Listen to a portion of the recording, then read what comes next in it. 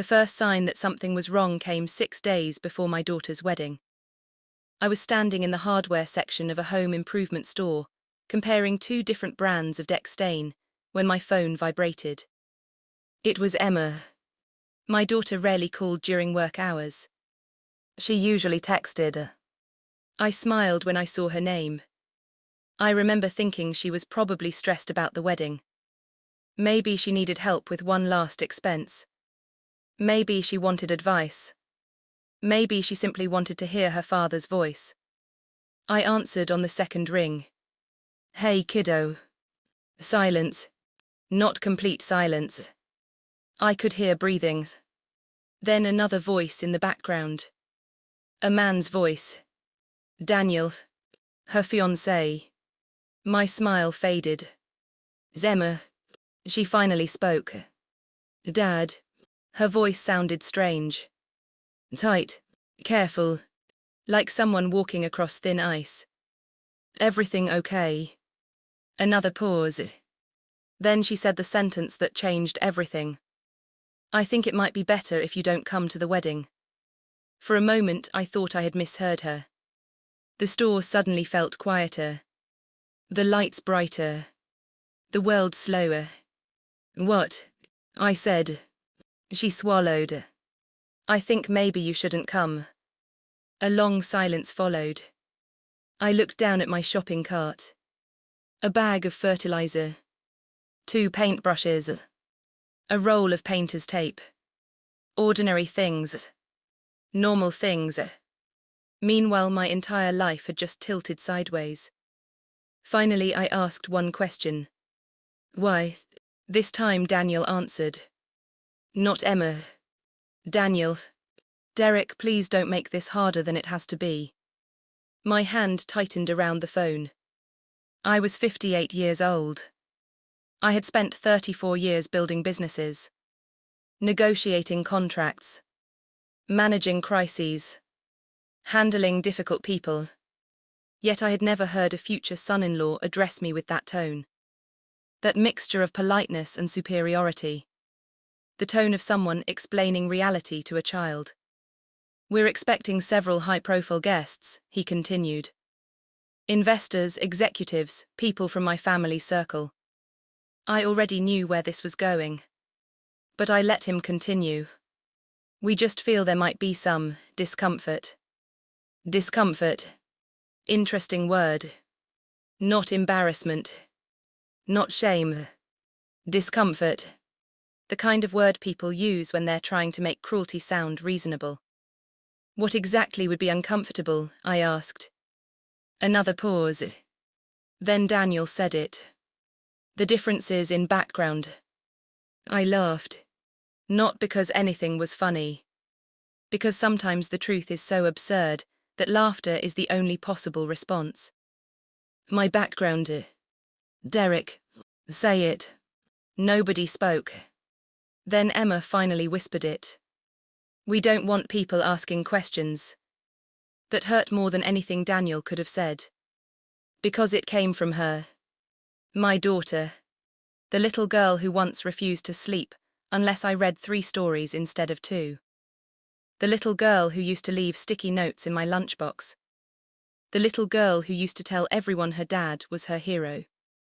Now she didn't want people asking questions about me. I closed my eyes. And when I opened them again, I felt strangely calm. "Okay. Dad." "No." I interrupted gently. "It's your wedding." Neither of them expected that answer.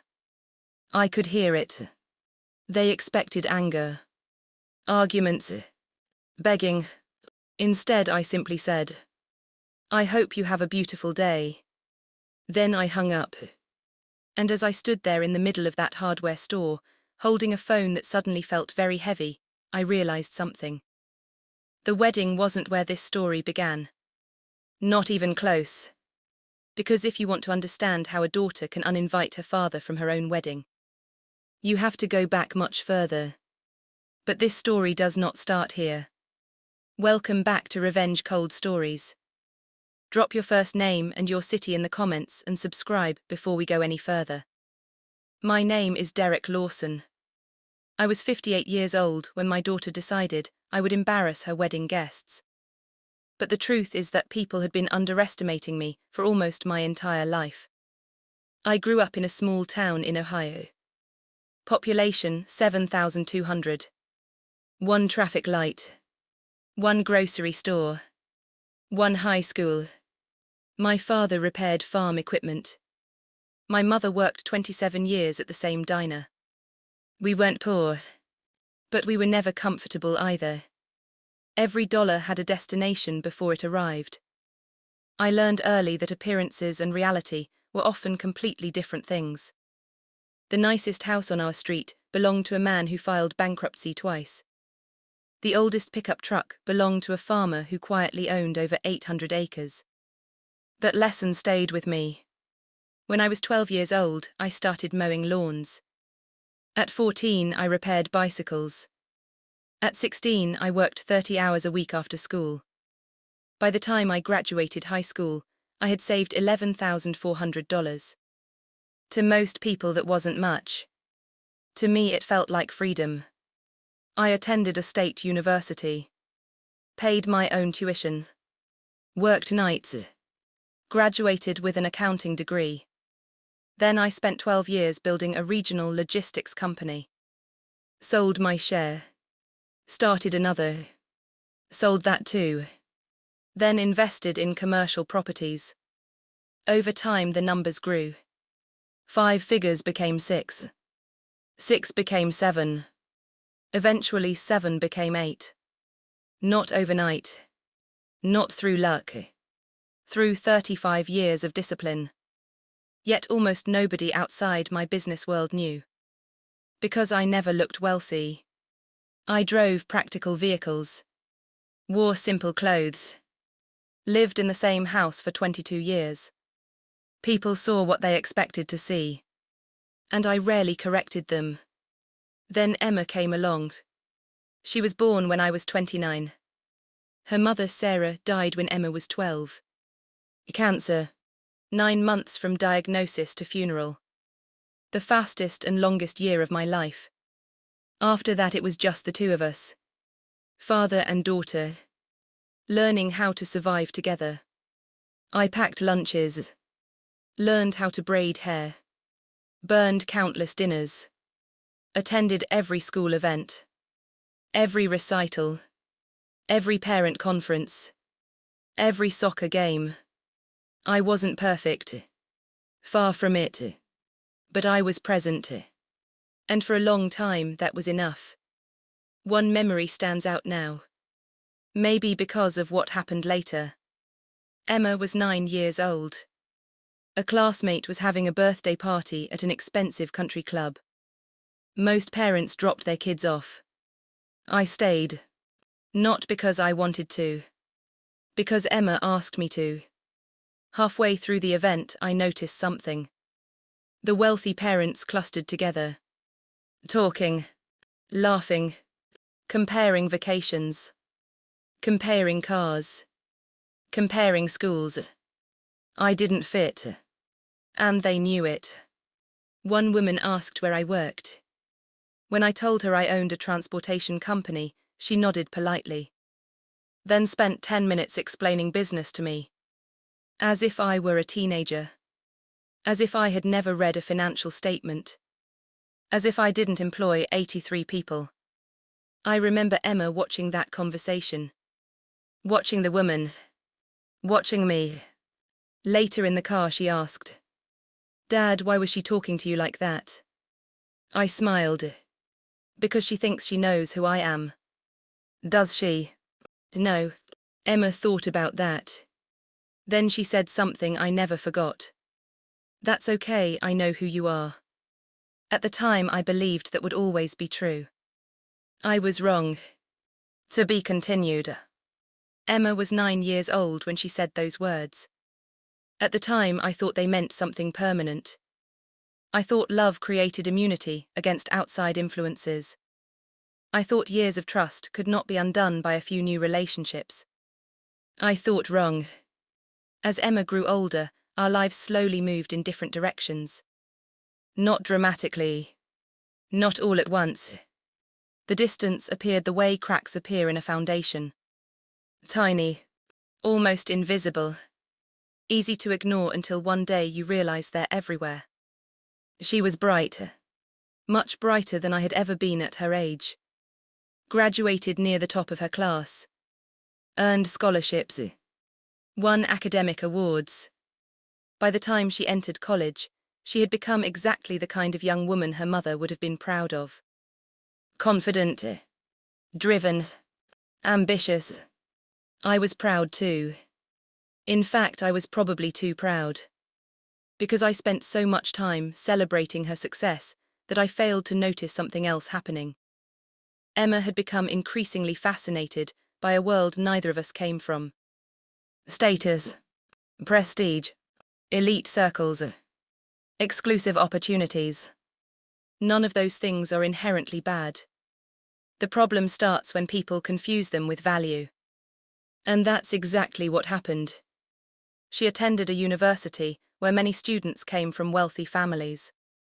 Not successful families. Wealthy families. There is a difference. Successful people often focus on building. Wealthy families sometimes focus on preserving. The culture can be very different. At first Emma simply observed. Then she adapted. Then she absorbed. By her senior year she spoke differently. Not dramatically. Just enough for me to notice. She started talking about networks. About circles. About image. About presentation. About the importance of being associated with the right people.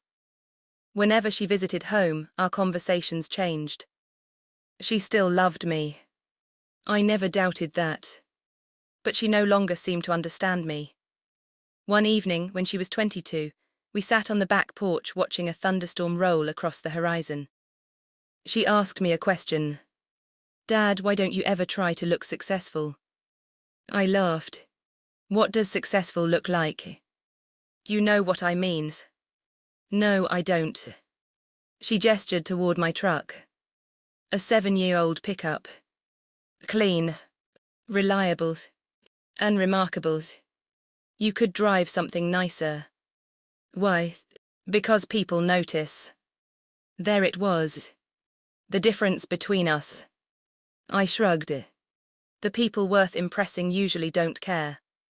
She rolled her eyes. That's easy to say. No, I said quietly. It's easy to believe the opposite. She didn't argue. But I could tell she disagreed. Looking back, that conversation feels important. Not because it caused anything. Because it revealed something. We were beginning to see the world through different lenses. Then Daniel entered the picture. The first time I met him, he was 28. Handsome. Well-spoken. Confident. The son of a very wealthy family. His father owned investment firms. His mother sat on multiple charitable boards. Their family moved comfortably through circles most people only read about. To Daniel's credit, he was polite. At least initially. He shook my hand firmly. Asked thoughtful questions. Maintained eye contact. For several months I actually liked him. Then small details started adding up. Tiny comments. Brief expressions. Subtle reactions. The kinds of things many people miss.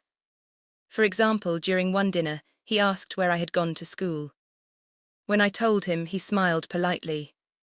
Then immediately mentioned 3 prestigious universities attended by his relatives. Another time he asked what kind of business I had owned. When I explained, he nodded. Then spent 15 minutes discussing venture capital, as though he were introducing me to the concept. The pattern repeated itself. Always polite. Always respectful. Always condescending. The strange part was that Daniel wasn't malicious. Not really. He genuinely believed status reflected competence. Many people do. He had simply grown up in an environment where prestigious institutions, Influential families and visible wealth were treated as evidence of personal value. To him, that worldview felt natural. The problem was that Emma gradually adopted it.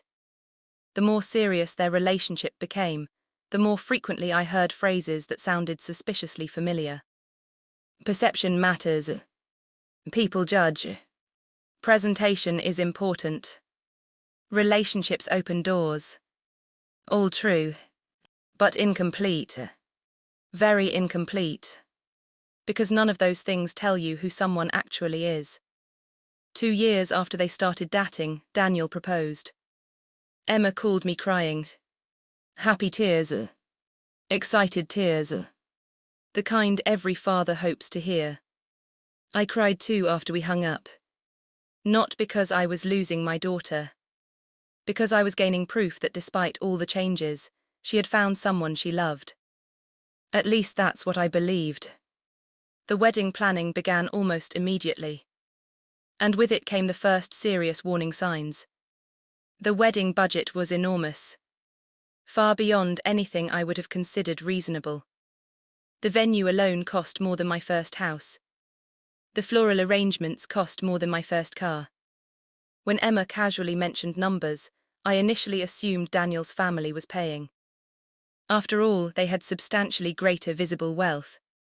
Then one afternoon she called. Dad, yes, I need your advice. About what? The wedding budget. I smiled. That's dangerous territory. She laughed. Then came the number. I nearly dropped my phone. The projected cost was approaching $400,000. For one day. One day. I sat quietly for several seconds. Finally I asked, who's paying for this? Silence. Then she answered, mostly you. I blinked. What? You said years ago that when I got married you'd take care of it. I meant help. You can afford it. The statement wasn't rude. It wasn't demanding. It was simply factual. And somehow that made it stranger. Because Emma had no idea exactly how much I was worth. I had never discussed specific numbers. Yet she assumed I could handle it. Which meant she had developed a belief that money simply appeared when necessary. A surprisingly common assumption among people who have never built anything themselves. I asked for a complete budget. Spent 3 hours reviewing it. Then called her back. We need to make adjustments. She sounded disappointed. Why? Because half of these expenses are ridiculous. Dad, no, I laughed. A $12,000 ice sculpture is ridiculous. She laughed too. But reluctantly. Over the next month we compromised. The budget decreased significantly. Still expensive. Still extravagant. But manageable. And in the end, I agreed to fund nearly everything. The venue. The catering. The entertainment. The flowers. The transportation. The photography. The accommodations for dozens of guests. Everything. Not because anyone pressured me. Because I loved my daughter. Simple as that. The payments were structured through various accounts and planners. Most vendors dealt with coordinators rather than directly with me. As a result, many people involved never fully understood where the money originated, including some members of Daniel's family. At the time, that seemed irrelevant. Later, it would become extremely important. About 4 months before the wedding, I attended a dinner with Daniel's parents. That evening remains clear in my memory. His father, Richard, was 64. Sharp, intelligent, extremely successful. His mother, Patricia, was 61. Elegant, careful, socially skilled. Unlike Daniel, Richard rarely hid his opinions. Halfway through dinner he asked, "So Derek, what are you doing these days?" I explained that I managed investments and several properties. He nodded, then asked, Retired essentially. Not exactly. What size operation? I told him. Not everything. Just enough. His expression changed slightly. Only slightly. But I noticed.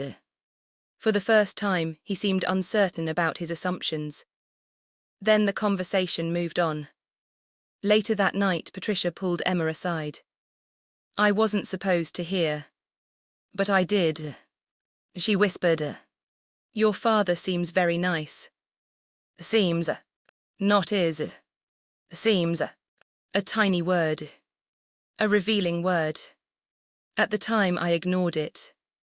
I shouldn't have. Because by then a quiet narrative had already formed around me. A narrative built on appearances. A man from a small town. Simple house. Old truck. No luxury watches. No designer clothing. No visible displays of wealth. Therefore, people concluded limited success. Average means. Modest circumstances. They weren't being cruel.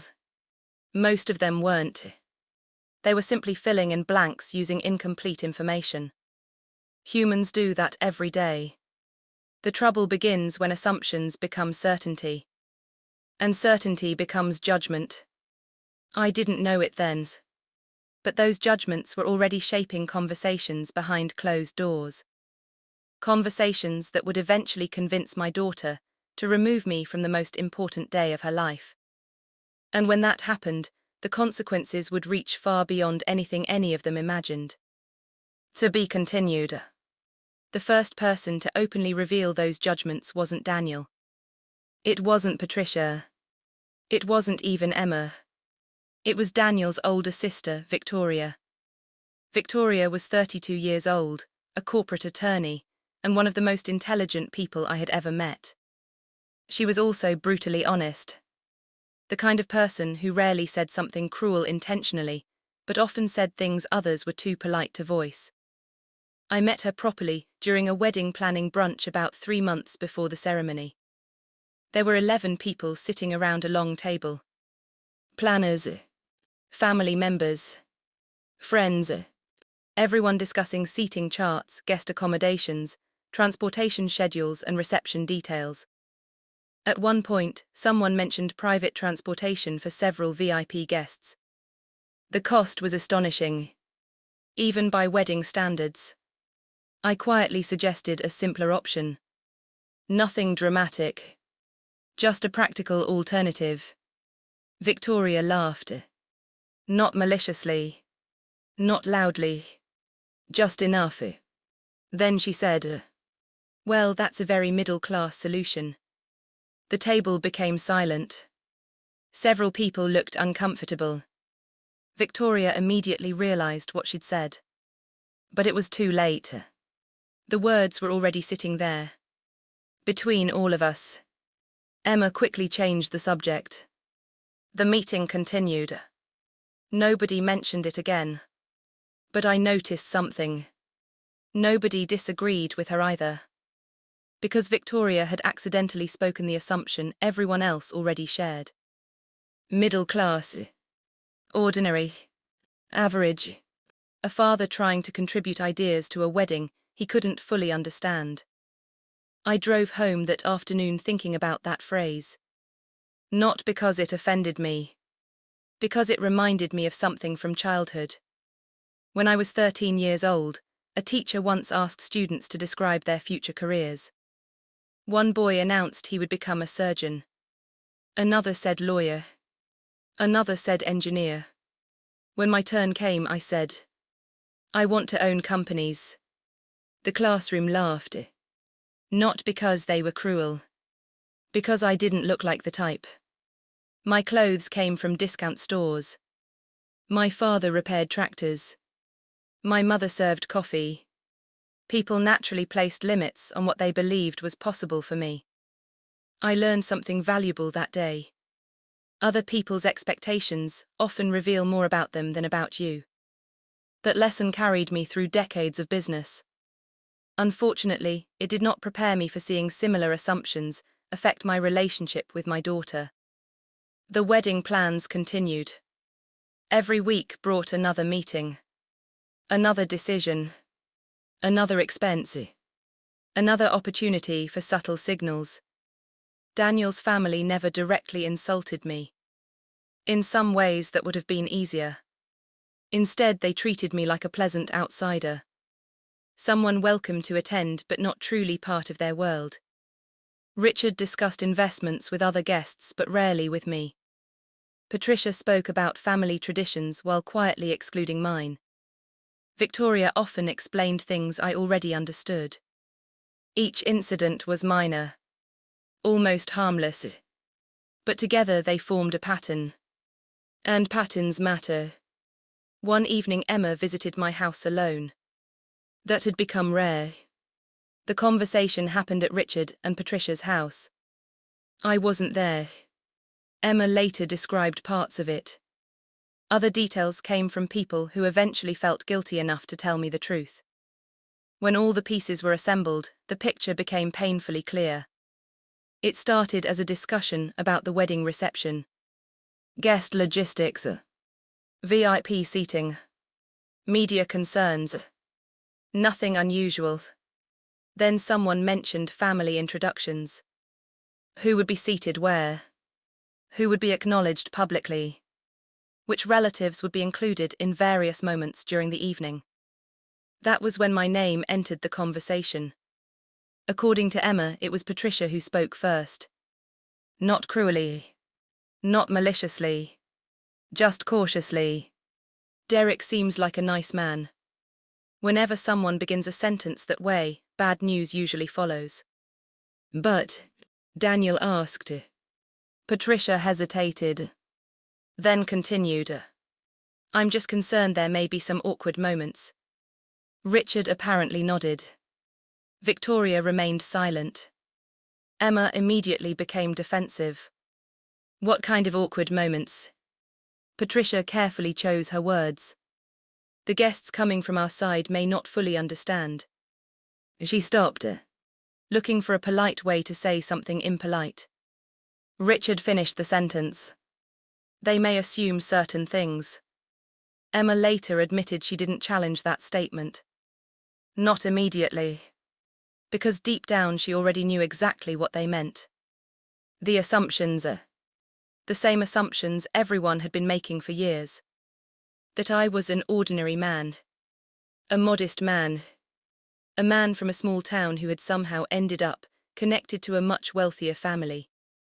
Daniel eventually voiced the concern more directly. People notice details. Those 4 words appeared repeatedly in conversations surrounding the wedding. People notice details. Not character. Not sacrifice. Not integrity. Details. Cars. Clothes. Addresses. Appearances. The surface-level evidence people use when judging lives they know nothing about. According to Emma, Victoria finally spoke. And surprisingly, she wasn't entirely supportive. I think we're overthinking this. Richard disagreed. No, we're anticipating reality. Then came the sentence that changed everything.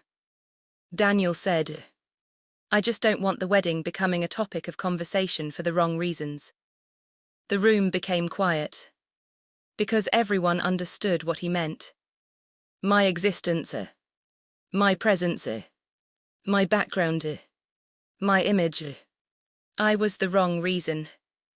And gradually, as the discussion continued, something happened. Nobody directly argued that I shouldn't attend. Instead, they discussed alternatives. Separate introductions. Limited appearances. Modified schedules. Different seating arrangements. The usual tricks people use when they're trying to hide a problem instead of confronting it. Eventually, someone asked the obvious question. What does Emma want?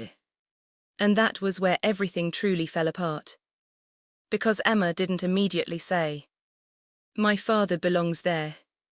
She didn't immediately say, end of discussion. She hesitated. That hesitation changed the entire direction of the conversation. Weeks later, she would tell me why. And strangely enough, her explanation made sense. Not acceptable. Not correct. But understandable.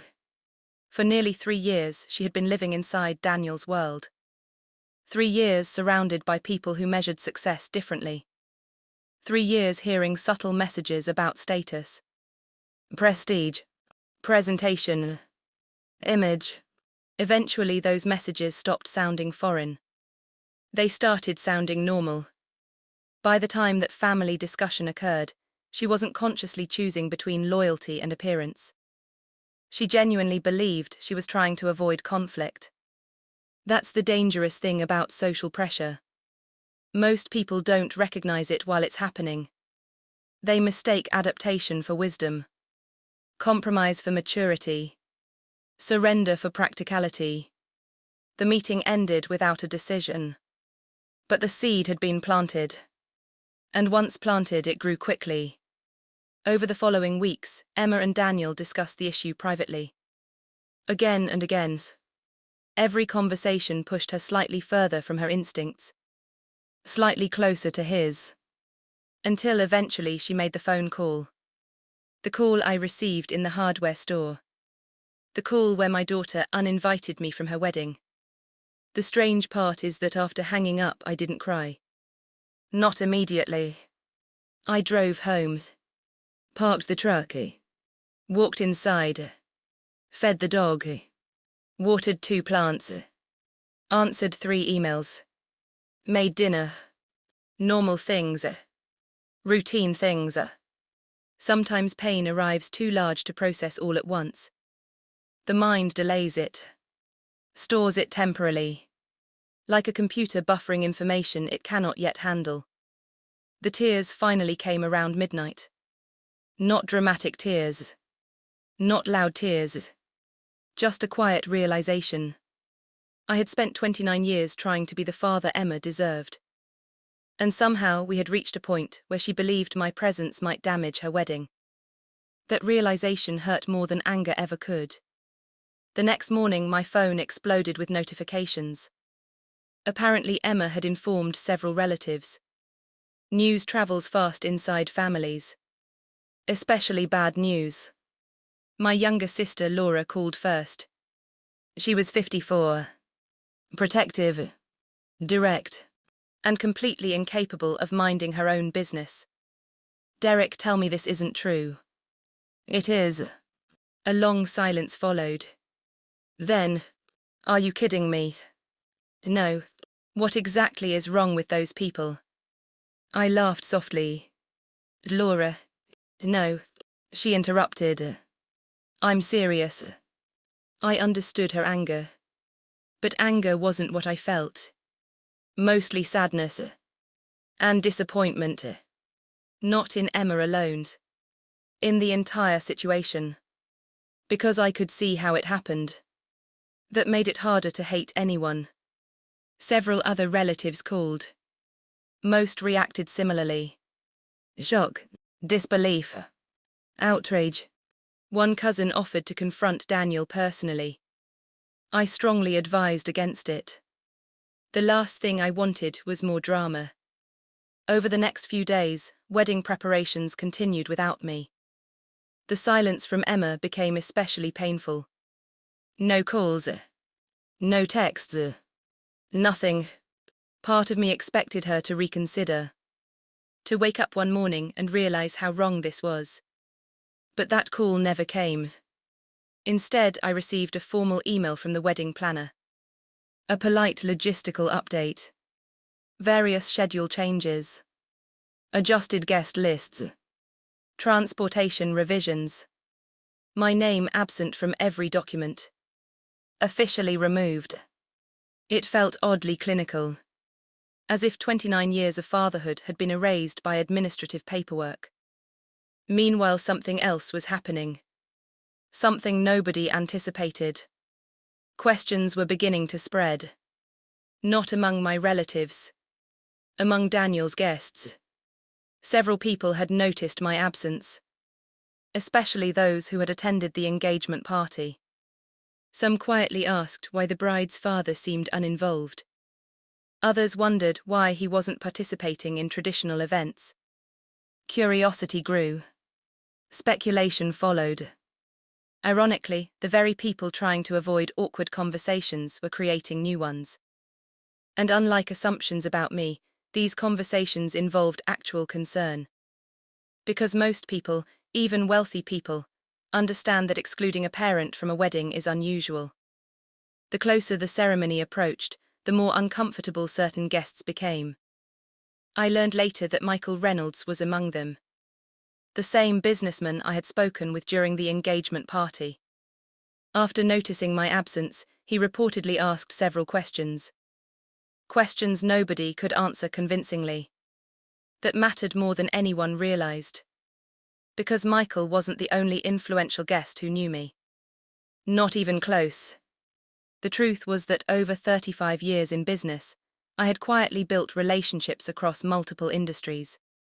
Relationships based on competence, trust, results, not publicity. Many of those people had been invited to the wedding through various professional connections. And several knew exactly who I was. The problem was that Daniel's family didn't know they knew. A dangerous oversight. As the wedding date approached, I made a decision. I would stay home. No confrontation. No surprise appearance. No dramatic entrance. No attempt to force my way back into the celebration. Emma had made her choice. Painful as it was, I intended to respect it. So on the morning of the wedding, I woke up at 6:30. Made coffee.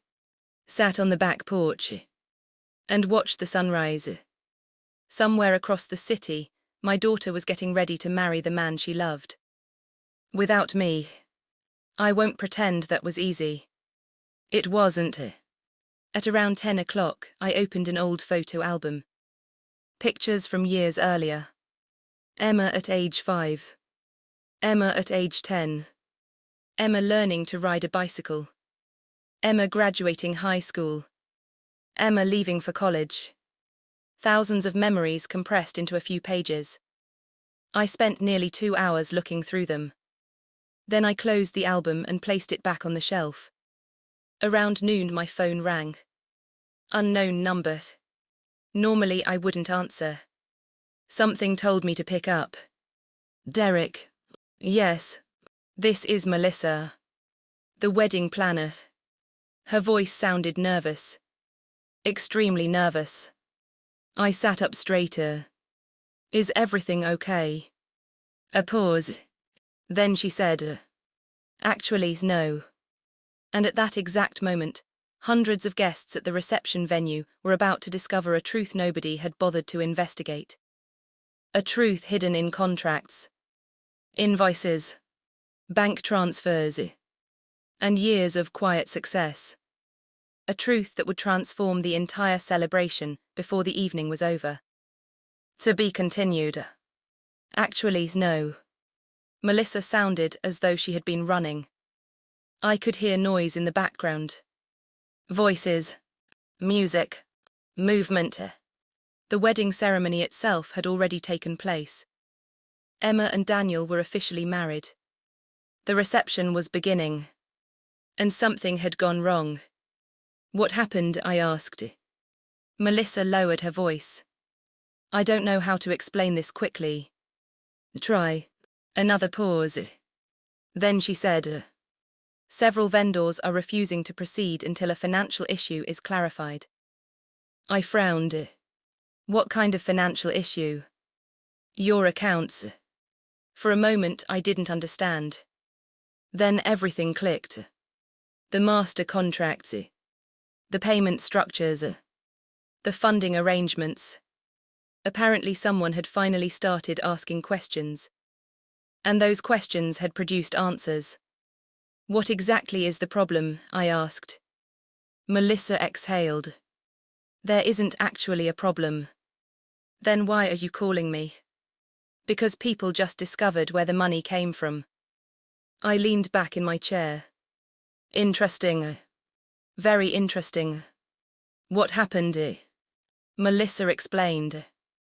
About 30 minutes earlier, a final vendor reconciliation meeting had occurred behind the scenes. Normally these things were routine. Paperwork, approvals, signatures, nothing dramatic. But one vendor had requested confirmation regarding a remaining balance. That request led to a review of payment records. The review led to questions. Those questions led to documentation. And the documentation led to reality. Nearly every major expense connected to the wedding traced back to me. Not Daniel's family. Not shared accounts. Not trust funds. Me. The information spread faster than anyone expected. Because event staff talk. Vendors talk. Coordinators talk. And wealthy families become extremely interested when money enters the conversation. Especially large amounts of money. Apparently Richard had been informed first. Then Patricia. Then Daniel. Then several others. By the time Melissa called me, confusion was spreading through the reception venue. I remained silent for several seconds. Finally I asked, "What do you need from me?" Another pause. Then, honestly, yes, I think people want explanations. I almost laughed. For years nobody wanted explanations. Nobody wanted details. Nobody wanted context. They preferred assumptions. Now suddenly everyone wanted facts. Funny how that works. I'm not sure I can help with that, I said. Melissa sounded miserable. Derek, no, I wasn't angry. Just tired. Today isn't about me. The irony nearly made me smile. For months I had been considered unimportant enough to exclude. Now people wanted me involved because financial reality had become inconvenient. The timing was remarkable. Melissa didn't argue. Instead she quietly said, "I understand." Then she hung up. I returned to my coffee. Or at least I tried. 5 minutes later my phone rang again. This time it was Richard, the groom's father. I stared at the screen. Then answered. "Hello, Derek." His voice sounded completely different from usual. Less confident. More careful. "Melissa informed me she called you." "She did." A long silence followed. Then he asked, "Why didn't you tell us?" I almost smiled. Because it was exactly the wrong question. Not is it true. Not how are you feeling. Not what happened between you and Emma. Why didn't you tell us? The assumption remained the same. That information had somehow been withheld. As though I had concealed something important. I wasn't aware it was anyone's business. Silence. Then, "I see. No, he didn't. Not yet." "What exactly are people saying?" I asked. Richard sighed. "The truth." Interesting answer. Because truth often creates more discomfort than lies. According to Richard, the discovery had spread through the reception rapidly. Some guests were surprised. Others shocked. A few apparently found the situation deeply embarrassing. Not for me. For the family. Because now people were asking uncomfortable questions. Questions like, if the bride's father paid for almost everything, why wasn't he present? Why had he been absent from family photographs? Why hadn't he participated in traditional wedding moments? Why was nobody talking about him? And most importantly, had he chosen not to attend? Or had he been excluded? The final question created the real problem. Because nobody had a good answer. And wealthy social circles operate on information. When information disappears, speculation takes over. I listened quietly while Richard spoke. For perhaps the first time since meeting him, he sounded genuinely unsettled. Not because of money. Because of perception. The very thing everyone had tried so hard to manage. People are misunderstanding the situation, he said. I looked out toward my backyard. The garden needed trimming. A bird landed near the fence. Life continued. Are they? Another silence. Longer this time. Finally Richard asked, would you be willing to come? There it was. The invitation. Late. Extremely late. But still an invitation. I wasn't offended. Oddly enough. Just saddened. Because it revealed exactly what had changed. My absence mattered now. Not because I was Emma's father. Because people knew who paid. That distinction mattered. And once you see it, you can't unsee it. No, I said gently. Derek. No, I wasn't angry. I truly wasn't. But thank you. Richard didn't argue. Instead, he surprised me. I owe you an apology. That got my attention. Because powerful people rarely apologize quickly. Particularly when pride is involved. What for? His answer came immediately. For making assumptions. The honesty caught me off guard. For a few seconds neither of us spoke. Then he continued. I thought I understood who you were. And I didn't. That was probably the most truthful thing he'd ever said to me. After we ended the call, I sat quietly for nearly 20 minutes. Then another call arrived. This time from Victoria. Daniel's sister. The brutally honest attorney. Unlike Richard, she skipped introductions. I feel sick. That was her opening sentence. I almost laughed. Hello to you too. No, she sounded genuinely upset. I mean it. Then she explained. After learning the truth, she had started connecting dots. Past conversations. Past assumptions. Past comments. Including the infamous middle-class solution remark. The realization apparently hit her hard. Because unlike many people, Victoria valued accuracy. And accuracy had suddenly exposed years of incorrect judgments. I owe you an apology too. You don't owe me anything. Yes, I do. Her voice softened. We all saw what we expected to see. That statement stayed with me. Because it perfectly summarized the entire situation. People rarely see reality. They see stories. Then they search for evidence supporting those stories. My truck became evidence. My clothes became evidence. My house became evidence. Everything fit the narrative. Therefore nobody bothered verifying it. Victoria continued. Do you know what's happening here right now?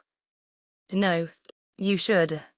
Apparently multiple guests had begun asking direct questions.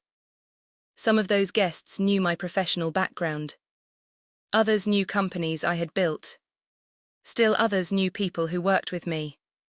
As conversations overlapped, an unexpected picture emerged. A very different picture from the one many family members had imagined. One guest mentioned a logistics acquisition from years earlier. Another referenced commercial properties. Another described a charitable project. Another discussed an investment partnership. Piece by piece, a fuller version of my life became visible. And with every new detail, the situation grew more uncomfortable. Because the issue was no longer money. It was respect. Or rather the lack of it. Then Victoria told me something that stopped me cold. Emma had learned the full truth only minutes earlier. Not just about the wedding finances. About everything. Apparently one of the guests had mentioned an old business transaction. Another referenced estimated net worth figures. A third discussed projects I had quietly funded. Emma had listened. Confused. Then increasingly alarmed. Because much of what she was hearing was completely new. Not because I hid it. Because she had never asked. And because assumptions had filled the gaps. How is she? I asked. Victoria hesitated. Then answered honestly. Destroyed. I closed my eyes. Suddenly none of this felt satisfying. Not even slightly. Because despite everything that happened, she was still my daughter. The little girl from the bicycle photos. The little girl from the lunchbox notes. The little girl who once said, "That's okay, I know who you are." And now she was realizing she didn't. Not completely. Not anymore. Victoria continued speaking. But my thoughts drifted elsewhere. Back through years. Through missed conversations. Through misunderstandings. Through assumptions. Through all the tiny moments that had slowly accumulated into this disaster. Eventually she asked, "Will you talk to her if she calls?" The answer came instantly. Of course. No hesitation. No conditions. No punishment. Because that's what parents do. The world often treats relationships like transactions. Parents know better. Love isn't earned daily. It's given daily. Even when people disappoint you. Especially then. After hanging up, I waited. And somewhere across the city, inside a reception hall that suddenly felt very different than it had an hour earlier, my daughter was gathering the courage to make the hardest phone call of her life. To be continued. For almost an hour, the phone didn't ring. I sat alone on the back porch watching afternoon shadows stretch across the yard. The wedding reception continued somewhere across the city. Music. Champagne. Speeches. Laughter. At least that was the plan. From everything I later learned, very little of the reception,